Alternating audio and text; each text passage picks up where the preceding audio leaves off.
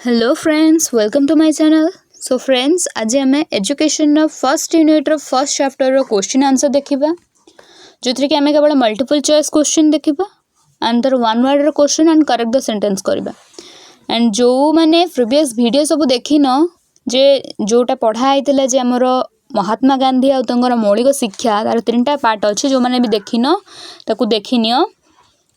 तो आज चलो क्वेश्चन आंसर ऊपर नजर नबा। तो क्वेश्चन आंसर कौन अच्छे फर्स्ट, तो तुम मानकर फर्स्ट क्वेश्चन अच्छी भारत में धंदाकेन्द्रिक शिक्षा बा मौलिक शिक्षार मूल भित्ति किए स्थापन करते।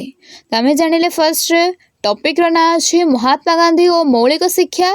तो किए प्रचलन कर आंसर होची हमर महात्मा गांधी।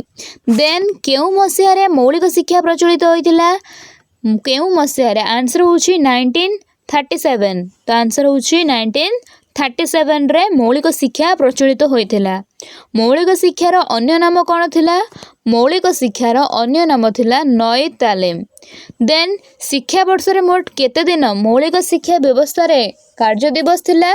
तो शिक्षा वर्षर टोटाली 288 दिन मौलिक शिक्षा व्यवस्था रे कार्य दिवस थिला। देन मौलिक शिक्षा व्यवस्था रे शिक्षादान माध्यम कौन थिला? फर्स्ट रू आम जानीचे महात्मा गांधी जो पढ़ला बेले जानी महात्मा गांधी आमर कहते जे मातृभाषा माध्यम शिक्षा प्रदान करा जाऊ छात्र छात्री मानक बा शिशु मानक। कहीं ना मातृभाषा माध्यम शिक्षा द्वारा शिशु भल भाव जो भाषा सहित आक्वेंटेड हो जाइए, जो भाषा सहित परिचित हो जाइए, से भाषा सहित निजर भाव को आदान प्रदान करिबारे ताकू सहज हेब। तो आउ ता द्वारा आम मातृभाषा कौन हम ना तार गौरव रक्षा हो पारिबो। तो सेतिपाई मौलिक शिक्षा व्यवस्था रे शिक्षादान माध्यम थिला कौन ना आंसर होउछि तुम मानकर मातृभाषा। गुड़ाक प्राय किछि भूल अच्छी बुक रे, तो बुक को फॉलो करूछ जदी। तो एठी जोटा देख एठी लास्ट क्वेश्चन अछि मौलिक शिक्षा व्यवस्था रे शिक्षादान माध्यम कौन थिला? तो एठी भूल रे टाइपिंग मिस्टेक हेछि बा भूल रे प्रिंट हे जाइछि महात्मा गांधी हे जाइछि। तो जो माने भी बुक रू पढ़ुछ टिके नजर देकी पढ़िबो, महात्मा गांधी एटी भूल अच्छी। ठीक अच्छी। तो आंसर होउछ हमर कोन मातृभाषा। मातृभाषा माध्यम रे शिक्षादान प्रदान करबा को महात्मा गांधी कहउतले, जहा द्वारा कि गोटे पिला तार एंटायर डेवलपमेंट करि परिबो। देन आछि हमर वन वर्ड रो आंसर देखिबा। गांधी जी को दार्शनिक भित्तिभूमि कौन थिला? गांधी जी को दार्शनिक भित्तिभूमि आमे जानछे गांधी जी जेते भी आंदोलन करछन्ती सबुरे से अहिंसा और सत्य को निजर भित्तिभूमि रूपे ग्रहण करछन्ती। तो आंसर लिखाबो वन वर्ड रे कौन ना गांधी जी को दार्शनिक भित्तिभूमि थिला सत्य और अहिंसा। प्रतिदिन केते समय मौलिक शिक्षा व्यवस्था रे शिक्षादान प्रदान करा जाउथिला? मौलिक शिक्षादान व्यवस्था जोटा महात्मा गांधी के द्वारा प्रचलन करा जाइथिला सेठी दैनिक 5 घंटा 30 मिनिट 5 घंटा 30 मिनिट शिक्षादान करा जाउथिला। देन क्वेश्चन अछि कोन ना ओडिसा रो केउठारे एक मौलिक शिक्षा केंद्र स्थापित होइथिला? ओडिसा रो केउठारे? तो आंसर होउछि अनुगुल। ओडिसा रो अनुगुल ठारे गोटे शिक्षा केंद्र बा मौलिक शिक्षा केंद्र स्थापित करा जाइथिला। देन मौलिक शिक्षा प्रणाली कहा उपरे पर्यवेसित थिला? मौलिक शिक्षा प्रणाली बेस करिथिला कार्य माध्यम रे शिक्षा। गोटे पिला को कार्य माध्यम रे शिक्षा प्रदान करी तार भविष्य रे तार अर्थनैतिक अवस्था को सुदृढ़ करिबा थिला मौलिक शिक्षा नीति रो मेन एम। ठीक अच्छी। तो आंसर कौन हम? मौलिक शिक्षा प्रणाली कार्य माध्यम रे शिक्षा उपरे पर्यवेसित थिला। देन महात्मा गांधी केबे मृत्युवरण करथिले? महात्मा गांधी 1948 मसीहा जानुआरी मास 30 तारिख रे से जितबले बिरला भवन ठारे तांको मरा जाइथिला। जितबले से संध्या प्रार्थना करबा को जाउथिले से समय रे नाथुराम गोडसे तांको गुली मारी की हत्या करथिले। एटा हमें फर्स्ट रु जानिचे। तो आंसर होउची कोन? महात्मा गांधी 1948 मसीहा जानुआरी मास 30 तारिख रे मृत्युवरण करथिले। ठीक अछि। तो आंसर गला फर्स्ट आमे मल्टीपल चॉइस क्वेश्चन आंसर कर देले। एबे गला हमर वन वर्ड रो आंसर। देन एबे जानिबा हमर करेक्ट द सेंटेंस। सेंटेंस को करेक्ट करबा केमिति। ठीक अछि।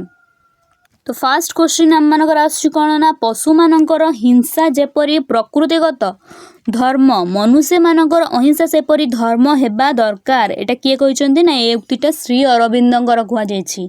तो अंडरलाइन होती क्या उपरे ना श्री अरविंद उपरे श्री अरविंद अंडरलाइन।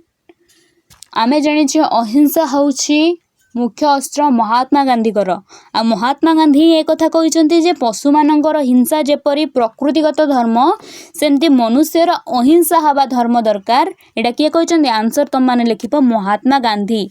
बाकी जहाँ अच्छे सेम अंडरलाइन जो अच्छी सेठी केवल तुम मानकर बसिब महात्मा गांधी। देन क्वेश्चन अच्छी गांधीजी मुख्य लक्ष्य थिला लिखाई निस्वार्थपरता ता तले अंडरलाइन होती। तो आमको से बदलैबार अच्छी गांधीजी मुख्य लक्ष्य थिला स्वावलंबन से कहते जड़े निजको जेते सजाग रखिपर बा निजको जेते श्रृंखलित रखिपर ता द्वारा से निज भविष्यत को सेते सुदृढ़ कर गोटे भल नागरिक रूप से गड़ी उठिब। तो आंसर तुम मैंने लिख गांधीजी मुख्य लक्ष्य थिला स्वावलंबन। देन क्वेश्चन अच्छी टाइम्स ऑफ इंडिया पत्रिका रे महात्मा गांधी शिक्षा नीति प्रकाश पाई थिला। तो टाइम्स ऑफ इंडिया नुह तुम आंसर होची हरिजन हरिजन पत्रिका रे महात्मा गांधी शिक्षा नीति प्रकाश पाई थिला। देन क्वेश्चन आछि महात्मा गांधी 1969 मसीहा अक्टोबर 2 तारिख रे जन्म ग्रहण करथिले आ 1969 तले तुम मानकर देख अंडरलाइन अछि। तो एठी तुम मानकर 1969 नुह आंसर होची 1869 मसीहा। गांधीजी 1869 मसीहा अक्टोबर मास 2 तारिख गुजरात रो काठियावाड़ जिलार पोरबंदर ठारे जन्म ग्रहण करथिले।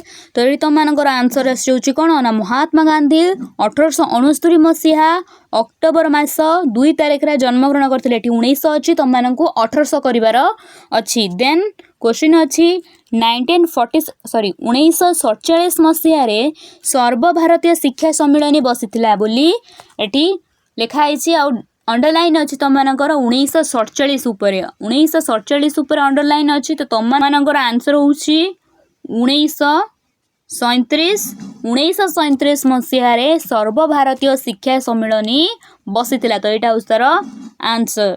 देन जिबा fill in the blanks. Then किछि क्वेश्चन अच्छी फिल ऑफ द ब्लैंक्स। तो फिल ऑफ द ब्लैंक्स रे अच्छी मौलिक शिक्षा रे डैश को अवहेला करा जाउथिला। मौलिक शिक्षा रे डैश को अवहेला करा जाउथिला माने काहा को अवहेला करा जाउथिला सृजनशीलता ठाकू जड़े निज इच्छा अनुसार सृजनशीलता कौन ना जड़े निज कैपेसिटी वाइज निज मेंटल पावर वाइज जड़े केते ज्ञान आहरण कर मानसिक ज्ञान आहरण कर सेटा केते से वर्णना कर तो सेटा होछि मानसिक ज्ञान बा सृजनशीलता। आम जाने मौलिक शिक्षा धंदा कैंद्रिक शिक्षा को बेसी गुरुत्व दि जाउथिला और अर्थनीति की बेसी गुरुत्व दि जाउथिला। गोटे शिशुर मानसिक विकास मानसिक ज्ञान उपरे एते बेसी गुरुत्व दि जाउनथला। तो आंसर एठी तुम मानकर आसीबो कोन ना सृजनशीलता। देन ओडिशार डैश ठारे मौलिक शिक्षा तालीम केंद्र थिला। ओडिशार कोड थिला जे आमे एठी first multiple choice question sorry one word question ने आमे जानिले जे आंसर थिला अनुगुल। तो एठी भी तुम मानकर आंसर होछि अनुगुल। कुटी खाओ काटी पिंध उक्तिटी शिक्षाविद डैश कही कुटी खाओ काटी पिंध एटा महात्मा गांधी उक्ति समस्ते जानिछे। तो आंसर होछि तुम मानकर महात्मा गांधी। देन सत्य प्रेम ओ डैश थिला गांधीजी मूल मंत्र सत्य प्रेम ओ अहिंसा। से कहते कौन ना गोटे व्यक्ति को अहिंसा मार्ग में परिचालित हवा दरकार कहीं ना गोटे पशु मानकर प्रवृत्ति कौन पशु मानकर प्रकृतिगत धर्म होछि हिंसा। तो मनुष्य को तार प्रकृतिगत धर्म करने पड़ो क्या ना अहिंसा को जहाँ द्वारा गोटे व्यक्ति अन्य मान पाखे आदृत हो पार आउ निजको अन्य मानक सामने भल भाव प्रेजेंटेशन करि प्रकाशित करि परिबो। सेथिपाई से कहते सत्य प्रेम अहिंसा गांधीजी मूल मंत्र थिला बोली आमे जानिछे। तो आंसर होछि अहिंसा।